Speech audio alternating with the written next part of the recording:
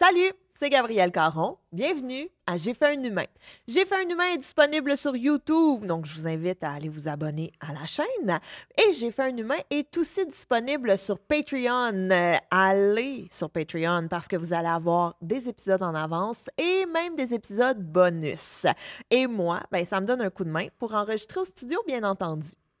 Aujourd'hui, je rencontre Anne-Marie qui va me parler de ses 2 accouchements qui ont eu lieu il y a 27 et 21 ans. Mais juste avant, j'aimerais en profiter pour remercier un partenaire de l'émission et ça, c'est Floravie. Floravie s'occupe de votre santé sexuelle et de votre bien-être intime en vous proposant toute une gamme de produits, tant pour les hommes que pour les femmes, des produits qui sont hypoallergènes, conçus au Canada et surtout d'une très grande qualité. Vous pouvez aller voir tout leur catalogue sur le floravie.com. Puis quand je dis que c'est varié, c'est très varié, là. Il y a, oui, des vibrateurs, mais aussi des dilatateurs vaginaux, des poids vaginaux, des coupes menstruelles, des anneaux péniens, il y a des aphrodisiaques. Il y a vraiment, là, c'est super varié. Donc, c'est sur le floravie.com. Vous pouvez même utiliser le code HUMAIN15. Anne-Marie. Hello! Oui, merci d'être là. Bien, merci pour l'invitation. Écoute, tu as 2 enfants. Oui. De 2 pères différents. Oui. Et tu en as un là, qui va avoir 28 ans bientôt. Mon fils va avoir 27 ans dans 2 semaines et ma fille 21 dans quelques jours. Oh. Les deux bébés de décembre. OK. Et on va commencer tout de suite avec ton plus vieux. Oui, mon fils. Tu étais en couple avec ton conjoint? Ton ex-conjoint, mais pour la simplicité de la chose, on va dire le père de ton fils. Oui, en fait, le père de mon fils était mon prof à l'École nationale de l'humour. Et quand je faisais... moi, je suis tout d'abord entrée au cours du soir à l'École de l'humour en 96, je crois. Et quand mon cours a terminé, on s'est avoué, mon prof et moi, que, mon Dieu, on avait donc un petit kick. Parce qu'on a attendu d'avoir fini parce que, tu sais, on voulait pas commencer à être le couple, pas, tu sais, quand tu es à l'école, le prof, puis tout ça.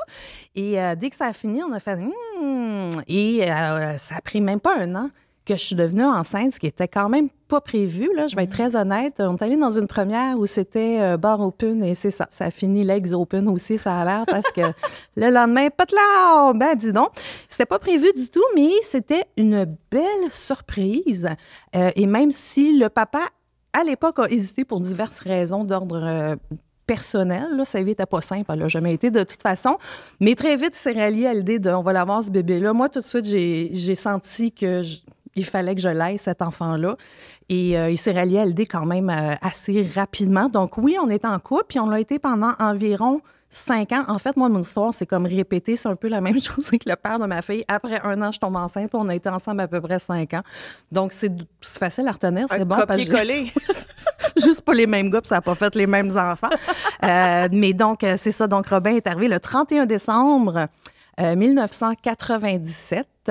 Ça a été... puis, tu sais, souvent, quand je dis l'âge de mon fils, on me dit « Ah, mon Dieu, tu l'as eu jeune! » Puis, tu sais, j'avais quand même 24 ans. Là, tu sais, j'admets que c'est quand même assez jeune, 24 ans, mais tu sais, j'ai pas accouché dans mon cours de chimie secondaire 4 non plus, là. Tu sais, j'avais 24, on se calme le pompon, là. Quelle histoire ça l'aurait été, par exemple? Oui, quand même, histoire. entre le bécher, puis... Mais tu aurais été à Béchère, moi aussi, je suis comme, j'ai aucun vocabulaire chimique. Oui, Béchère, that's it. Ben, tu viens de me parler après, c'est fini la chimie pour moi. Donc, j'avais 24 ans et je commençais ma carrière d'humoriste. Donc, ça a plus été un bump in the road à cause du niveau de la carrière, mais pas tant au niveau de mon âge. Tu sais, je me sentais toute petite, je savais que je voulais des enfants. Je m'étais dit, je vais avoir un garçon puis une fille. C'est ça que tu as eu? C'est exactement ça que j'ai eu. Fait que j'avais beau être jeune, je me sentais prête. Et je pense que je l'étais, finalement, parce qu'à date, ils vont bien, là. Fait que ça t'a pas été si pire. Et la grossesse se passe bien? Non. En fait, c'est que rapidement, j'ai dû aller en Europe parce que ma belle-mère était décédée. Puis, en tout cas, on faisait un voyage par rapport à célébration de vie, etc. Et moi, j'avais eu des saignements un peu douteux et on m'avait dit, écoute, tu as 50% de chance de perdre ton bébé. Puis là, j'ai fait, qu'est-ce qu'on fait avec ça? Puis j'ai comme décidé de faire confiance à l'univers. Puis j'ai fait, garde, si c'est pour s'accrocher, que j'aille en avion ou pas, va pas changer grand-chose, tu sais. Donc, on est allé en Europe pendant 2-3 semaines. On a fait la France, l'Angleterre avec mon père puis avec mon frère. Puis moi, je faisais super attention. Puis, tu sais, je buvais mon litre de lait tous les jours, mais en Angleterre, le lait était dégueulasse. Puis je me disais, je fais vraiment ça pour mon enfant, j'en boirais pas, c'était juste de moi. Je prenais mes petites pilules, puis tu sais, je faisais attention, pas trop bouger, c'est sûr. Puis ça, c'était bizarre, parce que mon père me trouvait plate. Mon père est un peu weird par moment. Puis tu sais, non, papa, je vais pas aller gravir la montagne pour aller voir le château. Puis il était comme, mais là, t'es bien plate. Ben excuse-moi, tu sais, j'aimerais savoir ton petit-fils, là, tu sais. Mais finalement, il n'y a pas eu de problème, puis Robin est né en parfaite santé. Puis c'est vraiment bizarre, je l'appelais ma petite crevette. Je parlais tout le temps, puis je disais, accroche-toi, crevette. Puis je sais pas, j'avais comme le sentiment que ça allait être correct et j'ai eu raison, j'ai été chanceuse. Mais j'ai eu raison, Robin s'est accroché. Et on arrive à la naissance. Oui! Où tu voulais accoucher et où tu as accouché? Moi, j'ai accouché à l'hôpital Saint-Luc, qui n'existe plus, qui est un peu où se trouve le CHUM maintenant. Mais pour moi, c'était symbolique parce que j'ai une tante qui est décédée tragiquement très jeune. J'avais 7 ans, elle en avait, je pense même pas 32. Et c'était à l'hôpital Saint-Luc qu'elle était décédée. Et je sais pas, il y a quelque chose dans ma tête que j'aimais du fait qu'il y a quelqu'un de chez nous qui est décédé là-bas et il y a quelqu'un de chez nous qui va vivre là-bas. Donc, j'aimais un peu ce passage-là. C'était spécial, par exemple, d'accoucher le 31 décembre au centre-ville parce que c'était le gros party. Hein? Puis moi, j'étais plus comme « Aouh, aouh, aouh! » Fait que j'entendais tout le monde fêter. Moi, je fais de l'eczéma, j'ai la peau super sèche. Et dès que j'ai commencé à allaiter, je me suis ramassée là, avec de l'eczéma sur les mamelons, là. Mais genre les mamelons en sang, là, c'était même pas drôle. Puis là, eux autres, ils capotaient parce qu'ils disaient « Il y a la petite crème dans le magasin en bas, tu sais, le petit magasin où tu peux acheter les trucs les cadeaux. Les cadeaux pour les nouvelles mamans, puis tout ça. Puis on dit, il y a la petite crème, mais là, c'est barré, c'est le 31 décembre, tout est fermé. Écoute, le monde, là, dans l'hôpital, je sais pas comment ils sont arrivés, mais ils ont réussi à trouver un gardien qui avait la clé. Écoute, je leur faisais tellement pitié. Ils m'ont trouvé la petite crème, puis ils me l'ont amenée, puis j'étais comme, son don, ben fin. Ils ont été vraiment fins. Moi aussi, j'ai accouché le 31 décembre. Moi aussi, j'ai accouché dans l'ancien CHUM. Ah oui? Oui, on a quelques années de différence, là, mais quand même, on la même chose. Et moi, je me souviens très bien, ma soeur venait me visiter, puis je dis, Jess, j'ai besoin de wipes. J'ai pas de wipes, amène-moi des wipes. Et tout était fermé. Tout était fermé. Fait qu'elle est arrivée avec the next best thing, un truc de Lysol.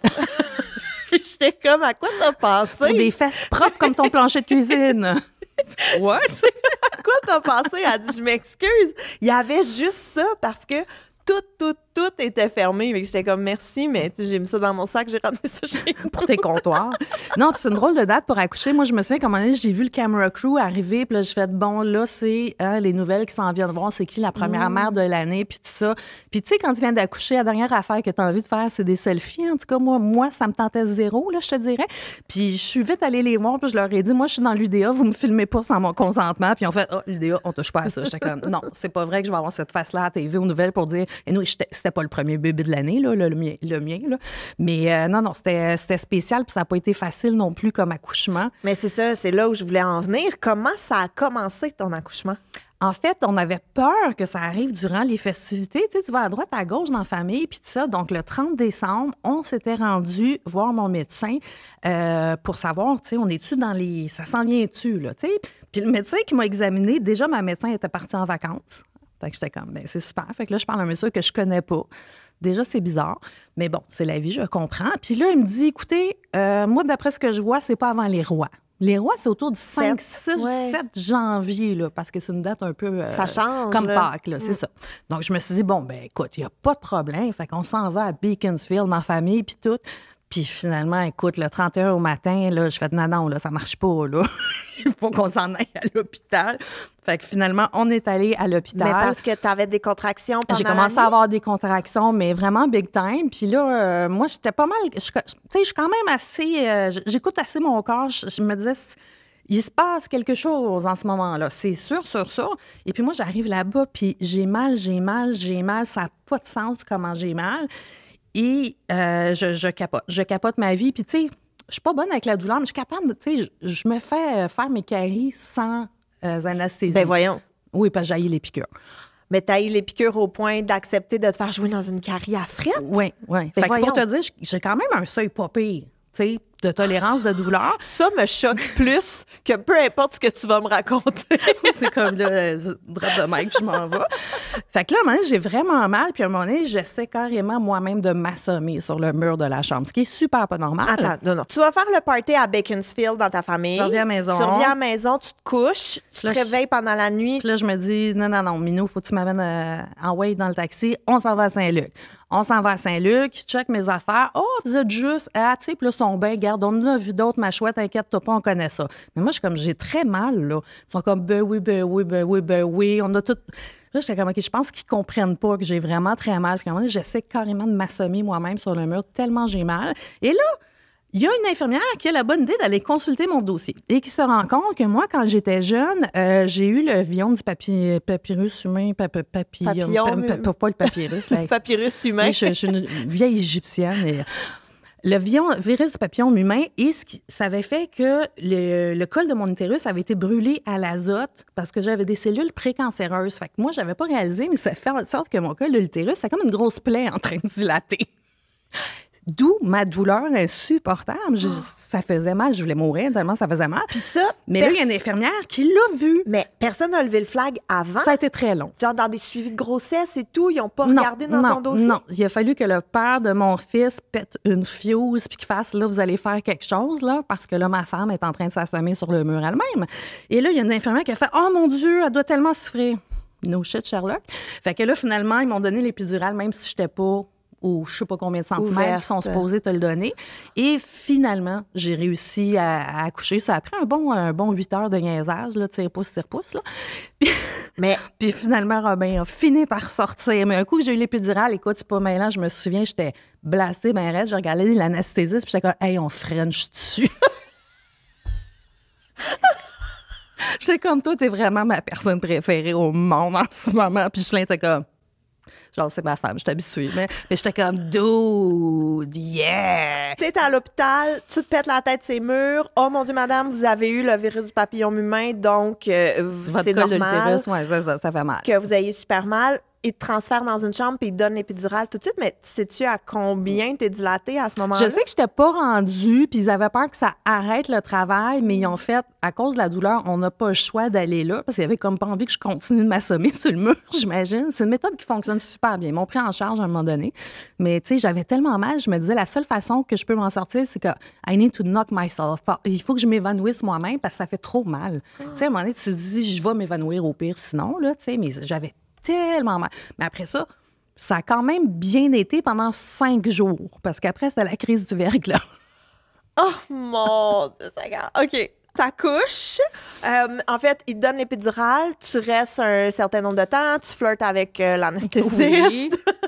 Je sais pas si tu as eu droit à ça, toi, tous les docteurs wannabe qui viennent te regarder l'entrejambe. Oui. Parce que le CHUM, c'est un hôpital universitaire. Oui. Donc, il y a beaucoup de médecins en résidence, en formation qui sont là. Puis ce qui est normal, tu sais, je veux dire, on a tous écouté Grey's Anatomy, puis on comprend le processus. Sauf que moi, je me souviens à un moment donné d'avoir fait, y a-t-il quelqu'un dans cet hôpital-là qui m'a pas vu à Floune? Tu sais, j'étais un peu tannée, mais le pire moment pour moi était pendant que j'accouchais, qu'il y avait le médecin avec un étudiant. Puis à un moment donné, il a dit à l'étudiant, là, tu vois, si tu avais mis ta main, comme je t'avais dit, elle n'aurait pas déchiré. Non. Je fais, c'est super. Je te jure. Oh. J'étais comme, vous êtes chanceux que je sois poignée comme ça, puis que je peux pas bouger, puis j'ai un bébé entre les jambes, parce que what the hell, man? Puis à un moment donné, il me cousait, puis c'était long, je me souviens. Écoute, les niaiseries, j'ai dit, coudonc, t'es-tu en train de signer dans le coin? C'était tellement long, mais c'est parce qu'il montrait. Là, j'étais comme, OK, là, je suis tannée. Puis là, à un moment donné, je leur ai dit, là, je suis tannée, là. Je comprends la science, mais là, ma tante est tannée de la science. Puis eux autres, ils voulaient que je reste 3 jours. Puis je me souviens que le lendemain, j'ai dit, moi, je m'en vais. J'en pouvais plus. Puis là, ils ont dit, vous pouvez pas partir. Puis je leur ai dit, écoutez, il y a la porte, il y a la fenêtre, c'est vous qui choisissez par où je sors. Fait qu'ils m'ont laissé partir. Fait que je suis une patiente super agréable. Ben, j'allais le dire. C'était mon prochain point. À quel point ils t'ont aimé? Je voulais être chez nous avec mon bébé. Je voulais m'en aller. Puis j'étais comme, je suis plus malade, tout va bien. Pourquoi je suis ici? Ouais. Je veux être chez nous avec mon bébé. Mais quand ton fils est sorti, parce que ça a été rapide, t'as poussé? 8 heures, là. Non, t'as poussé. Non, à la fin, oui. Non, à la fin, ça a été rapide. Mais tu sais, j'étais vraiment high as a kite, là. J'étais vraiment gelée big time, là. À cause de l'épidurale? Ouais. Mais à la fin, ça a été vite. Mais je sais qu'il y a eu un 8 heures, là, de on and off, là. De contraction, ouais, c'est de ça. travail. On se promène, là. Ça fait un bout aussi, là. Mais à la fin, ça a quand même été assez rapide. Je me souviens pas d'un moment où j'ai fait comme... Ben, je me souviens juste que j'étais comme, c'est donc bien inconfortable. C'est ça qui me revenait le plus de, mon Dieu, que c'est pas confortable. J'ai pas mal, mais je voudrais pas être à manger même 3 jours. Là, mais en plus, tu étais jeune, là, puis j'ai l'impression que tu avais un peu la belle naïveté de la jeunesse, là, le sentiment invincible et tout. Est-ce que tu t'étais préparée? Bien, j'avais regardé beaucoup trop de vidéos d'accouchement. C'était vraiment ça, moi, qui me perturbait. C'était comme, ça va-tu passer, cette affaire-là? Je suis flexible, mais quand même, tu sais. Puis je me disais, mais écoute, va bien falloir, je peux pas croire. Puis j'arrêtais pas de toujours me rassurer en me disant, écoute, t'as regardé les filles de Caleb, Émilie, elle était capable de coucher accroupie dans la forêt, dans la neige. Toi, t'es au chaud, dans un lit, tu vas être correct. Mais tu sais, je me servais de ça, puis je me disais, écoute, les femmes ont fait tellement plus difficile que ça, je vais y arriver, je peux pas croire. Mais j'avais quand même peur. J'avais peur, je regardais beaucoup de vidéos d'accouchement, puis j'étais comme, non, je pense que j'en regarderais 1000, puis je serais toujours pas prête. Fait qu'à un moment donné, j'ai arrêté. Puis j'ai fait, tu sais, ce genre d'affaires, tu peux préparer, puis pas tant. Finalement, ça va arriver comme ça va arriver de toute façon. Mais tu sais, j'avais tellement hâte de l'avoir dans les mains, mon bébé, que même si à la fin, j'étais over-écœurée de pas fumer, pas boire, pas tout ce que je trouvais cool dans la vie, parce que j'avais 24 ans. C'est ça qui me tenait en vie. Je me disais, j'ai tellement hâte d'avoir cet enfant-là dans mes bras que ça valait tout le reste. Puis comment s'est passée votre rencontre? Tu sais, quand ton fils est sorti, comment ça s'est passé? Oh, j'étais émue, je me souviens. Il était tellement chou, il était tellement cute. Il avait plein de petits cheveux. Écoute, il avait l'air d'un petit Inuit. Je te mens pas, il avait des cheveux noirs, là. Plein.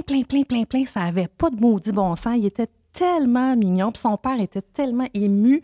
Il y avait déjà une fille, Ghislain, mais je sais pas, il y a quelque chose qui se passe pour certains hommes quand ils ont un fils. Là, ça a l'air que ça transcende tout le lien de la graine, ou je sais pas comment ça se passe, mais il était tellement ému, c'était tellement beau. Moi, je suis quelqu'un qui observe beaucoup. Je vis les affaires, mais beaucoup par observation. Puis c'est ça que je trouvais beau quand mes parents sont venus. Mon frère, quand il a vu mon fils, s'est mis à pleurer comme un bébé. Je l'avais jamais vu broyer de ma vie, je pense, tu sais. Fait que c'était de voir la rencontre de tous les autres aussi, qui était super émouvante, tu sais, à chaque fois que... Je me souviens, c'est dans le temps des pagettes, la première... Jadis. Jadis naguère. Ceux qui savent pas c'est quoi une pagette. Vous irez googler. Dans ce temps-là, le père de mon fils, c'était le gérant de plusieurs personnes, dont Mike Ward. La première personne qui est venue nous visiter à l'hôpital, c'est Mike. Puis ça me fait rire parce qu'il est arrivé avec un petit toutou en cochon. Puis il est arrivé avec ça, puis il dit comme chien, va se souvenir que ça vient de moi. Puis on l'a gardé pendant 1000 ans, cette espèce de toutou-là. Fait qu'il y avait comme plein d'humoristes qui viennent, fait que c'était drôle, ça crée un petit tollé aussi dans l'hôpital. Hey, t'as-tu vu, c'est un tel. Mais tu sais, c'était les débuts de tous ces gens-là, puis on était comme toute une gang, tout ensemble, puis c'était le premier bébé de la gang aussi, tu sais. Fait qu'il y avait comme une aura de oh mon Dieu pour tout le monde. C'était vraiment spécial comme moment. Puis est-ce que quand tu as eu ton bébé dans les bras, tu l'as aimé tout de suite, instantanément? Oui. Bien, je l'aimais déjà quand il était dans mon ventre. Je me pouvais plus de l'aimer tellement je l'aimais. J'ai tellement parlé en disant accroche-toi. Puis c'était comme une évidence quand je l'ai eu des... Tu sais, j'ai pas eu un feeling de qu'est-ce que c'est ça, mon Dieu, et qu'est-ce que j'ai pensé. C'était d'une évidence pour moi. Là, c'était comme juste super normal de l'avoir dans les bras. Ça a été difficile, l'allaitement. Ça, j'avais trouvé ça difficile parce que tu as tout le temps l'impression que tout va se passer comme t'espères. Facilement, oui. Ça se passe pas toujours comme ça. Puis moi, ça a été très difficile. Robin, il était allergique à tous les laits. Fait que pendant des semaines, ça a été d'essayer des trucs jusqu'à se rendre compte qu'il était allergique à tout, puis aller vers le Nutramigène, qui maintenant est couvert, heureusement, par la RAMQ. Mais dans ce temps-là, c'était comme 35$ par jour. La bouteille, c'était une folie, là. Je me souviens d'être allée à l'hôpital à Sainte-Justine avec Ghislain. Robin, il pleurait tout le temps. Puis, tu sais, ça te fait mal voir ton enfant pleurer, puis de pas comprendre pourquoi il pleure comme ça. Puis ils arrêtaient pas de nous dire c'est des coliques. Puis tu sais, tu le sais que c'est pas des coliques, là. Ton enfant ne mange pas et tu le sens, la douleur, là. Puis à un moment donné, on s'est vraiment mis sur une civière, puis on a dit, nous, on sort pas d'ici tant qu'on n'a pas un diagnostic. Puis ça sera pas des coliques. Puis finalement, ils se sont rendus compte qu'il est allergique à tous les laits. Fait qu'il mangeait pas, il était mort de faim tout le temps. Il était mort de faim constamment. Il pleurait 23 heures sur 24. Ma mère, elle venait à la maison le bercer pour que je puisse me coucher parce que je dormais pas. J'étais juste une vache, mais qui donnait rien en plus parce qu'il digérait pas mon lait, tu sais. Fait qu'une fois qu'on a eu le bon diagnostic, ça a vraiment fait qu'on a pu prendre notre souffle un petit peu, mais ça a été vraiment difficile. Puis je sentais aussi que je me faisais juger de ne pas allaiter. Là. Ça, c'était pas cool, ça. T'sais. Puis est-ce qu'aujourd'hui, il y a encore des allergies, ton fils? Pas pantoute. Puis ça a vraiment fait ce qu'il m'avait dit. Il avait dit, jusqu'à 9 mois, on conseille pas de lait de vache parce que souvent, c'est vers 9 mois que là, le système est capable d'assimiler ça. Fait qu'on va essayer à 9 mois. Fait que ça a été nutramigène jusqu'à 9 mois. Puis à 9 mois, on a essayé effectivement le lait de vache, puis ça s'est mis à passer. Puis là, on a fait... Ouf! Puis tu me disais que tu as accouché, puis tout de suite après, il y a eu la tempête du verglas, là. C'est drôle C'était parce le que 5, moi, je reçois beaucoup de mamans qui me parlent de la pandémie. La pandémie. Mais pré-pandémie, il y a eu la crise du verglas. Ah, c'était terrible. C'était terrible parce qu'en fait, c'est ça faisait 4 jours qu'on était à la maison avec le bébé. Puis là, tout d'un coup, il n'y a plus d'électricité. Tu sais, je veux dire, t'as peur qu'il fasse froid, t'as peur que, tu sais, je veux dire, moi, j'essaie d'allaiter, ça marchait semi-pas, mais tu sais, juste chauffer les affaires, tu sais, pendant une couple de jours, on a fait, OK, on est correct, puis à un moment donné, on a fait, OK, là, ça marche pas. Puis il y a des gens, finalement, qui nous ont invités, on est allés chez d'autres personnes, mais nous, en plus, on était à côté du parc La Fontaine, puis c'était effrayant, les arbres et les branches qui étaient tombées, c'était comme un chantier, c'était fou, là, c'était vraiment, vraiment spécial. Visuellement, là, c'était... épeurant. Puis finalement, il y a des gens qui nous ont recueillis. Puis à un moment donné, heureusement, l'électricité est revenue. Mais tu sais, c'était paniquant parce que déjà, t'as cette petite chose-là fragile. Puis déjà, quand tout va bien, tu te sens un peu comme gauche. Puis, puis là, en plus, pas de chauffage au mois de janvier. C'était assez ordinaire. Mais heureusement, ça s'est résorbé quand même assez rapidement. Nous, on était, tu sais, Saint-Jean-sur-Richelieu, ça a été comme 3 semaines, là, pas de courant. Là. Oui, nous autres, on était 2 semaines à Brossard. Là, Ben, on a manqué pendant 2 semaines. Fait qu'on se disait, on est quand même pas si pire. Nous, au moins, on est à Montréal. Ça a été vite rétabli, mais ça a été un stress qui était tellement pas nécessaire. Là. C'était beaucoup en même temps, je trouvais. C'est sûr. Moi, la crise du verglas, j'étais vraiment pas à la même place que toi là, quand c'est arrivé. Mais moi, j'en garde tellement des beaux souvenirs d'être chez des amis, chez de la famille, jouer aux cartes, aux chandelles. Tu sais, pour moi, c'était en plus 2 semaines pas d'école. Tu sais, c'était le rêve. Mais c'est ça. Avec un bébé naissant, effectivement, ça change la donne. Ça change la donne. Ton premier, ça a somme toute bien été. Quand là. même, oui. T'étais jeune, t'étais en amour, t'avais hâte de rencontrer ton bébé, belle grossesse, bel accouchement. J'ai envie de dire, c'est quasiment parfait, là. Ah, quand même, tu sais, Robin, à part le petit épisode avec le lait, sinon, ça a toujours été ce qu'on appelle un bébé facile, un bébé heureux. Il faut dire que son père, là, c'était tout un numéro aussi, là. Il faisait tellement rire et... C'était la fête chez nous tout le temps. Tu sais, c'était un père absolument, absolument extraordinaire. On était tout le temps morts de rire. On était beaucoup en connexion aussi sur la façon de s'occuper puis d'élever notre enfant. On a le même genre de valeurs. Fait que, tu sais, ça peut être un clash qui peut être difficile à vivre. Tu peux t'entendre bien avec quelqu'un puis que tout d'un coup, tu tombes dans l'éducation d'enfant puis tu fais « Ouh, j'avais pas vu ça venir! » Mais nous, c'est comme si c'était smooth, ça allait bien, c'était simple, c'était le fun. On l'amenait un petit peu partout. Si le monde aimait ça, c'était le premier bébé dans les humoristes. Fait que tout le monde était après Robin tout le temps. Fait que c'était quand même assez facile. Tu sais, j'ai jamais eu de problème à l'école, puis rien, tu sais, pas d'allergie, rien. Vraiment, là-dessus, j'ai été bénie, là, je te dirais. Et quelques années plus tard, donc, le père Rebelote. de ton... Je sais pas si on dit repelote ou rebelote. Je sais pas. C'est tes mots, pas les miens. Mais tu te sépares du père de Robin. Tu rencontres un nouveau conjoint. Le père de Robin est français, tu me l'as dit. Le père de ta fille est haïtien-africain. Donc, tu étais dans un couple interracial, ton deuxième. Et quand vous avez eu un bébé, tu me l'as dit tantôt, mais ton fils et ta fille ont pas l'air d'être frères et sœurs. Non, vraiment pas. Tu sais, quand tu vois mes enfants ensemble, si je te le dis pas, il y a aucune espèce de façon que tu peux te douter qu'ils ont un lien familial. Et mes enfants, ils n'ont pas le même nom de famille parce que mon fils porte mon nom de famille, mais pas ma fille, parce que son père, en tout cas, peu importe ses raisons. Donc, ils n'ont même pas le même nom, mais eux le savent. Ils sont frères et sœurs. Moi, je le sais. Oui. Je le sais vraiment, vraiment.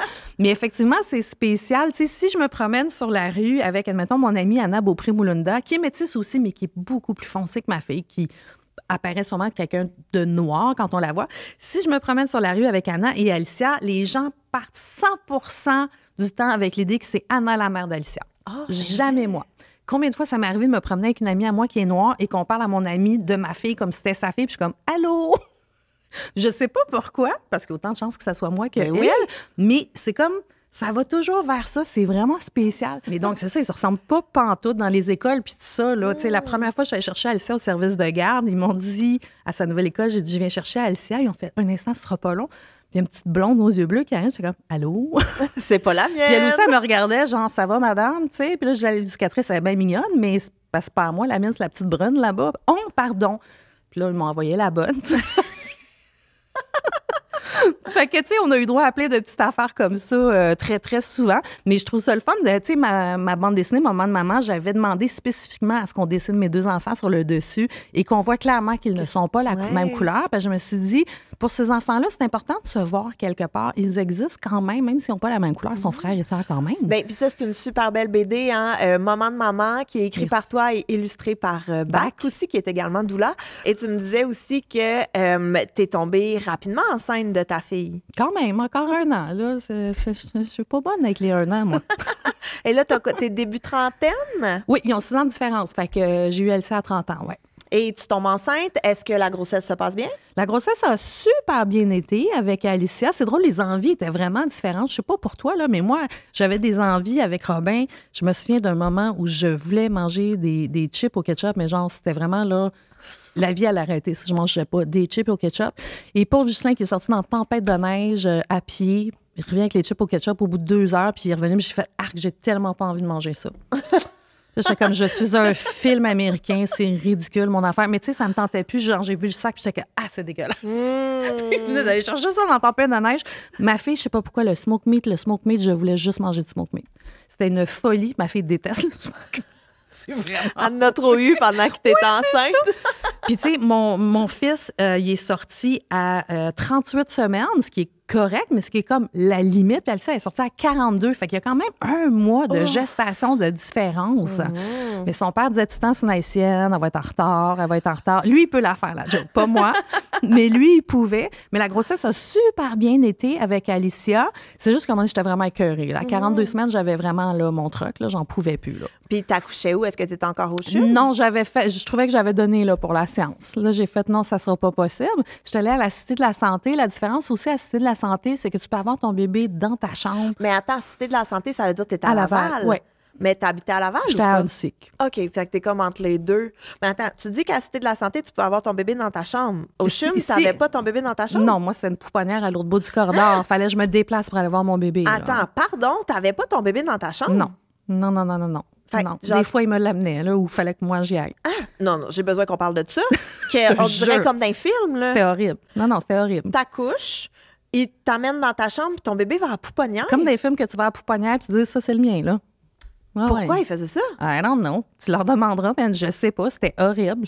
Des fois, il me l'amenait pour allaiter, puis après, il repartait avec, puis j'étais comme... Pouvez-vous me laisser mon bébé, s'il vous plaît? Je comprenais rien. Puis là, c'est pour ça qu'Alicia, j'ai fait non. Puis quelqu'un m'avait dit, c'était de la santé, ils ont des bains tourbillons pour avant le temps. Finalement, je suis jamais allée, mais j'étais comme, ça me parle. Puis tu peux avoir le bébé dans la chambre avec toi, à moins qu'il y ait une condition qui fasse qu'il faut qu'il y ait un suivi médical. Fait que là, moi, j'étais tellement traumatisée qu'on m'avait enlevé mon bébé pendant 2 jours. Que là, je fais non, moi, je m'en vais à la Cité de la Santé. Fait que c'était pour ça aussi que j'étais à Laval. Et mon grand-père était décédé à cet hôpital-là, fait qu'encore la roue qui tourne, mon espèce de... Ouais, c'est ça. Mais là, la pouponnière, là, c'était vraiment comme dans les films, genre une fenêtre, puis là, il y a combien de bébés? 4 bébés? Non, genre une vingtaine, là. 20 des petits bébés? trucs avec des petits noms, puis ça, c'est le mien, le petit avec les cheveux noirs en arrière, là. Ah non. Oui, comme dans le film, là. Là, je me sens vieille. J'ai l'impression que je compte mon accouchement dans les années 30, là.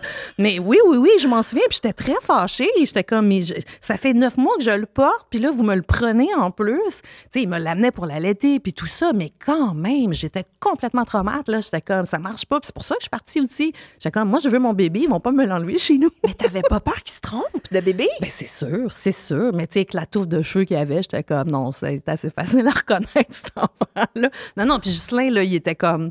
Il lâchait pas, cet enfant-là. Quand cet enfant-là est né, là, écoute, papa veillait à son fils, t'en fais pas, mais c'était quand même plate, tu sais, tu l'as eu tellement en toi tellement longtemps, puis là, il est comme loin, puis tout ce que tu as besoin, c'est de l'avoir près de toi.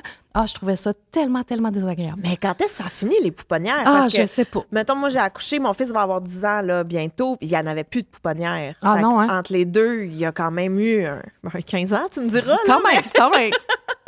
Mais j'en reviens pas que Ah t'as non, connu la pouponnière du CHUM. C'était pas le fun. C'était pas le fun. Je me souviens d'avoir détesté ça. Puis là, tu vois, j'en parle, je me souviens que c'était entre autres pour ça que je voulais partir. C'est sûr que j'étais écœurée, tout le monde vient de checker mes bobettes aux 10 minutes à groupe de 12, là.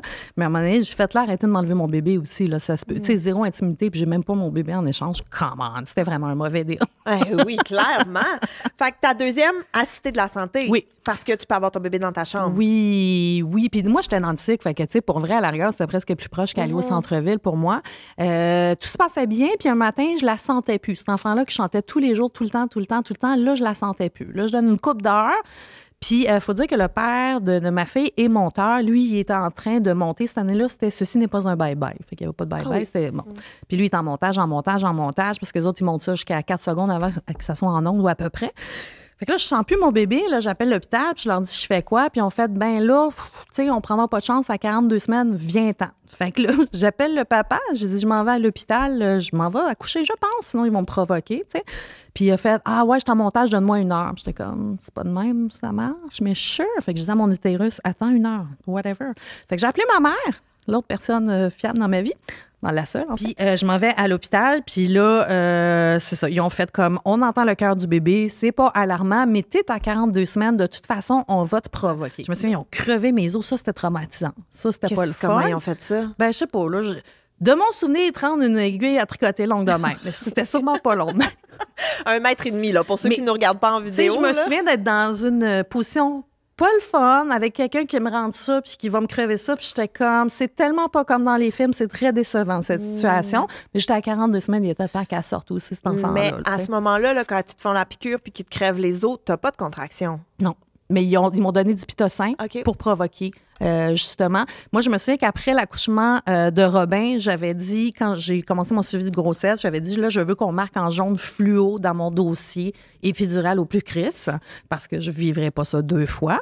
Fait que finalement, j'ai eu l'épidurale aussi. Puis ça a été beaucoup plus vite, évidemment, parce que c'était la deuxième. Finalement, papa a fini par arriver à un moment donné. Merci. J'étais très contente. Et ça, je vais toujours m'en souvenir. À un moment donné, je sens que là, tu sais, quand ils disent, là, une grosse poussée, là, puis elle s'en vient, je vois les cheveux. Parce qu'Alicia, écoute, on voyait les cheveux à l'échographie. Arrête! Moi, je fais des cheveux, moi, apparemment. Je te jure, on les voyait à l'échographie. J'étais comme, OK, c'est gênant comment je fais des cheveux. Mais what the hell, les cheveux, je comprends. Puis là, à un moment donné, elle dit, une grosse poussée, là, elle va sortir. Fait que là, OK, yeah!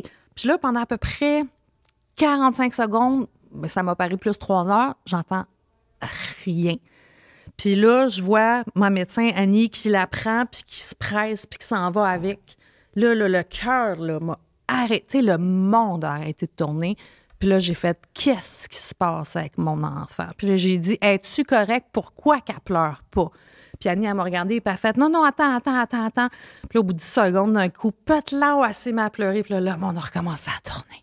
Mais ces secondes-là m'ont paru, là, mais une éternité. Parce que le matin même, quand je la sentais plus, j'ai eu une solide panique, là.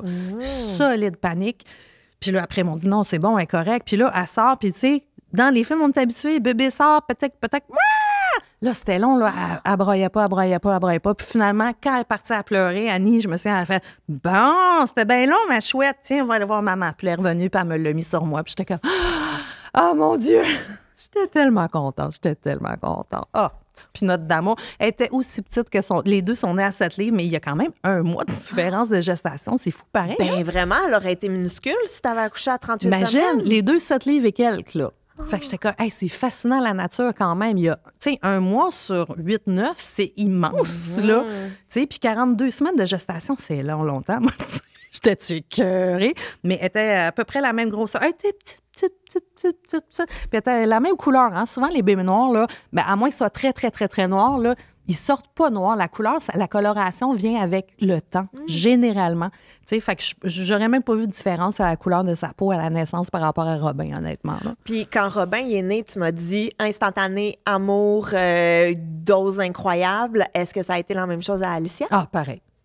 Oui. Ces enfants-là, là, c'est comme si la minute j'ai su que j'étais enceinte, c'est comme si c'est là que ma relation a commencé. Ils étaient vivants.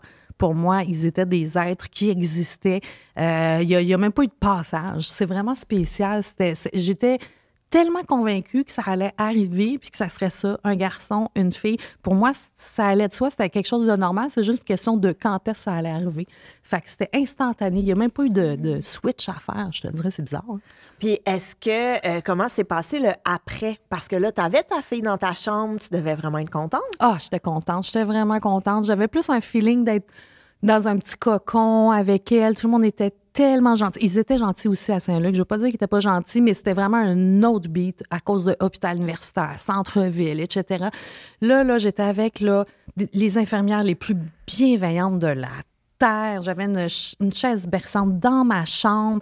Je me souviens qu'ils venaient m'aider pour l'allaitement, puis tout ça. Puis tout le monde était tellement, tellement, tellement fin. Là. Ah non, j'étais vraiment... j'étais super choyée. Tu sais, là, cette fois-là, je suis partie quand j'étais supposée. J'ai fait mon temps. Mais tu me disais aussi, ton fils, là, il a eu beaucoup de réactions allergiques. Ben pas des réactions allergiques, mais intolérance. Ouais. Le lait, ça marchait pas. Ta fille, comment ça a été? Ma fille, ça a été quand même difficile aussi, l'allaitement. À un moment donné, je me souviens que l'allaiter, ça prenait 1 heure à chaque fois, minimum. C'était ce qui était quand même long, mais constamment. Fait qu'à un moment donné, je faisais presque juste allaiter. Fait qu'à un moment donné, c'est ma médecin qui a dit, là, Anne-Marie, c'est important l'allaitement, mais c'est important que maman soit en vie aussi. Fait que là, on va arrêter l'allaitement parce que là, ça marche pas, là, pas pantoute. Puis Alicia ne prenait pas de poids. Elle était toute petite. Écoute, la grosseur de ses bras, c'était ridicule. Fait qu'à un moment donné, ça ramassait à Sainte-Justine et ils ont fait des tests. Ils avaient peur qu'elle soit rachitique. Qu'est-ce que ça veut dire? Rachitique, en fait, c'est ce que j'ai compris quand je suis vite allée googler, mais tu sais, parce qu'on est dans les... Mais ça fait longtemps. c'est ça que j'allais dire. Google existait? C'était plus Netscape. Mais rachitique, en fait, c'est quand tu ingères les aliments, mais que tu ne les assimiles pas. C'est comme si les nutriments passaient, flouc. Puis plutôt que garder ce qui est important, là, sûrement qu'il y a quelqu'un qui trouve mon explication est poche, mais ça ressemble à ça. Moi, je comprends très bien. Ben voilà. C'est juste que c'est comme si, quand elle devait engraisser et retenir ce qu'il fallait des aliments, ça passait tout droit. Fait que, mais tu sais, ce qui était pathétique, c'est qu'elle était toute petite. Puis là, ils ont rentré des sondes, puis des ci, puis des ça. Ça, c'était un des pires moments de ma vie. Puis c'est après qu'ils m'ont dit, ouf, on a éliminé la leucémie. Puis j'étais comme, merci de me le dire maintenant, parce qu'avant, ça aurait été moyen. Mais non, ils ont été super bons. C'est Justine, pour vrai. Non, mais j'imagine juste le stress et le soulagement en même temps. C'était terrible. C'était terrible. Puis tu sais, une petite chose comme ça, t'es pas supposé y rentrer des tubes, tu sais. Mais après, finalement, ils m'ont donné beaucoup de trucs, justement, pour qu'elle engraisse plus vite, des trucs avec plus de, tu sais, plus spécifiques là, dans sa nutrition, puis tout ça. Puis finalement, ça s'est replacé. Puis tu vois, aujourd'hui, les deux, c'est des enfants en santé, pas une allergie, un petit rhume par année, puis that's about it, là. Tu sais, je touche du bois, mais ces enfants-là sont en santé, sont premiers de classe, tout va bien, tu sais. Puis pour ceux qui disent que l'allaitement, c'est nécessaire, c'est une super belle chose, l'allaitement. C'est extraordinaire, mais ce n'est pas possible pour tout le monde. Et ça peut faire des enfants en parfaite santé de ne pas allaiter aussi. Moi, mes enfants vont excessivement bien. Moi-même, ma mère ne m'a pas allaité parce qu'elle manquait trop de fer. Puis ils ont dit que c'était dangereux pour elle d'allaiter. Puis tu vois, mon frère a fait un doctorat. Puis moi, ben ça, moi, je suis une comique, ça compte pas. Mais l'allaitement, c'est magnifique, mais ça marche pas tout le temps. Puis il faut pas se taper sur la tête quand ça fonctionne pas. L'important, c'est que l'enfant aille bien. Puis la maman aussi. Tu sais, au final, c'est ça qui est le plus important. Moi, j'ai essayé, puis heureusement que ma médecin était là pour me dire, là, Marie, regarde, là. Parce que si ta médecin t'avait pas dit, on arrête, est-ce que tu aurais continué? Bien, au CLSC, on me mettait de la pression. Quand même, là, on va t'envoyer une marraine d'allaitement. Puis on me faisait sentir que j'ai peut-être pas assez essayé. Puis à un moment donné, j'étais comme, tu sais, moi, j'ai quand même les mamelons en sang, là, en ce moment, là, tu sais. Puis un enfant qui pleure 23 heures sur 24. Je pense que les deux, on va pas super bien. Tu sais, je comprenais qu'il voulait m'encourager à aller vers ça. Mais tu sais, ma médecin, heureusement, qu'elle m'a fait garde Anne-Marie, là. Puis là, je fais, OK, ouf, si elle me le dit, c'est Ça correct. va. Puis tu sais, il y a des côtés le fun aussi là-dedans. Ça fait que papa peut donner le biberon, ça fait que tu peux alterner, ça fait que les grands-parents peuvent le faire. Tu sais, c'est pas tout dépend de toi tout le temps. C'est sûr que c'est super pratique d'allaiter. Mais quand ça marche pas, ben écoute, c'est pas grave, il y a d'autres solutions. Puis l'important, c'est que tout le monde aille bien au final. Là, Tout à fait. Mais j'ai envie de parler de cheveux, justement, Il le parce que faut. avant qu'on enregistre, on a parlé de chevelure parce que, tu l'as dit, ta fille est à moitié, elle est africano-haïtienne, donc elle est métisse. Et tout de suite, tu m'as parlé de ses cheveux. Ouais. Qu'il a fallu que tu apprennes à prendre soin de ses cheveux. Oui, parce qu'elle a des cheveux crépus. Puis, tu sais, même dans le cheveu crépus, les gens qui connaissent beaucoup, beaucoup ce cheveu-là, je te dirais qu'il y a à peu près 6 sortes de cheveux crépus. Donc, déjà, en partant, c'est pas parce que le cheveu est crépus qu'il est pareil que tous les autres cheveux crépus. Nous, ce qu'on a, c'est ce qu'on appelle plus les cheveux de soie, ce que les Africains ou les Haïtiens vont appeler les cheveux de soie. Donc, c'est une texture qui est absolument différente. Donc, tu peux pas utiliser les mêmes produits pour les laver, pour les coiffer, mais tu peux pas coiffer ça. Tu sais, moi, ma fille, faire des lulus, c'est pas des lulus, c'est des pompons. C'est des pompons. Il a fallu que j'apprenne à faire les tresses. Moi, ce que j'ai appris, c'est à faire les tikouris, qui est un peu l'équivalent, dans le fond, d'une tresse française, mais plutôt que le brin va dans l'extérieur. Tu sais, si on voit là, on appelle ça aussi les nattes couchées. Donc, moi, j'ai appris à faire les tresses. Au début, j'étais vraiment en poche, mais à la fin, j'étais capable de faire 25, là, de faire des coiffeurs quand même assez hot. Mais tu sais, je suis allée voir une fille haïtienne. Je lui ai dit, là, il faut que tu m'aides parce que, tu sais, c'est pas des cheveux que tu peux juste peigner comme ça. Puis, tu sais, tu sais pas quoi faire, là, tu sais. Puis, j'en ai vu des mamans qui savaient pas quoi faire, puis ça a été des pompons pendant 22 ans, là, tu sais. Puis, j'étais comme, non, j'aimerais ça aller au-delà du pompon, tu sais. Fait que c'est moi qui coiffe ma fille encore à ce jour. Une couple de fois, on est allé chez Nancy Falaise. Si jamais il y a des gens qui ont des enfants métis, l'Académie de Nancy Falaise, elle, maintenant, elle donne des cours carrément pour ça, pour les mamans qui ont des enfants avec des cheveux différents des leurs, pour apprendre à les coiffer, pour juste, ne serait-ce que décortiquer le cheveu et dire, OK, toi, le cheveu, il est comme ça, c'est ça qu'il faut faire, machin, les bons produits. Nous, ça a changé notre vie. Tu sais, depuis qu'on va là, on a les bons produits, les bonnes façons de le faire. Puis c'est le fun parce que, tu sais, moi, je suis qui pour prétendre que je sais quoi faire avec ces cheveux-là? C'est pas mes cheveux, là. Alors que Nancy, elle, c'est une vraie Haïtienne qui connaît ça. Puis elle m'a expliqué. Puis j'étais tellement contente qu'elle soit là pour m'expliquer, là. Il y en a de plus en plus. C'est quelque chose qui c'est de plus... Tu sais, maintenant, il y a des groupes Facebook pour les parents d'enfants, tu sais, métis, etc. Puis d'ailleurs, juste dire aux gens de jamais utiliser le mot mulâtre. Non, c'est fini, ça. Ben, il y a encore du monde, moi, qui me le dit, ta fille est mulâtre. Fait que juste rappeler que mulâtre vient de mule et que c'est vraiment une insulte. Il faut vraiment dire métis ou mixte, mais jamais mulâtre. Mais je sais que les gens le disent jamais avec des mauvaises intentions, là. Mais mulatto, ça vient de mule. Donc, c'est pas une bonne façon de nommer ça. Ma fille est métisse. Anne-Marie, merci beaucoup. Ben, merci à toi. Mais là, j'ai une dernière question Yes. avant qu'on termine. Mais juste avant, j'aimerais en profiter pour remercier une autre partenaire de l'émission, et ça, c'est Hypnodoula. Hypnodoula, c'est une technique proposée par Annick Bourbonnais, une technique d'auto-hypnose. Donc, il y a plein de coffrets audio que vous pouvez aller découvrir. L'auto-hypnose, c'est bon quand on accouche pour la gestion de la douleur, mais aussi pour la gestion de l'anxiété.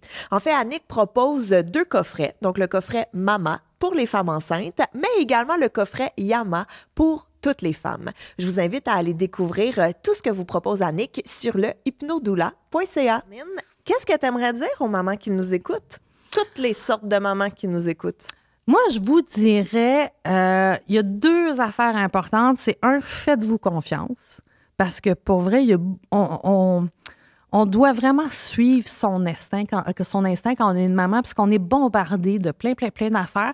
Donc, oui, il faut se faire confiance, mais il faut être capable aussi d'entendre ce que les autres nous disent, sans toujours écouter comme si c'était la sainte parole tout le temps. Mais tu sais, il y a des gens...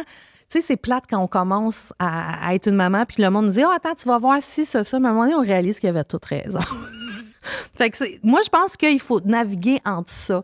Se faire confiance, mais être capable aussi d'admettre qu'il y a des bouts, on le sait un petit peu moins, puis il y a quelqu'un qui va nous aider. Toutes les mamans aiment ça, pouvoir aider les autres mamans. Il y a quelque chose d'absolument extraordinaire au niveau de l'humanité, de cette espèce de transmission du savoir, d'élever les enfants. Tu sais, il dit ça prend un village. Le village, c'est toi qui décides ça va être qui va être dans le village. Mais c'est vrai que ça prend un village.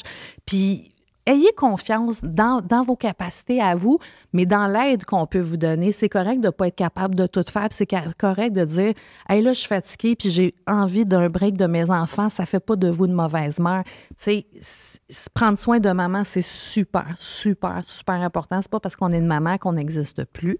Une maman, c'est une des parties de nous. Mais il faut qu'on reste qui on est aussi. C'est super important que nos enfants aussi un jour connaissent la femme en arrière de la maman. Donc, faites-vous confiance, mais oubliez-vous pas dans le processus. Merci beaucoup, Anne-Marie. Merci.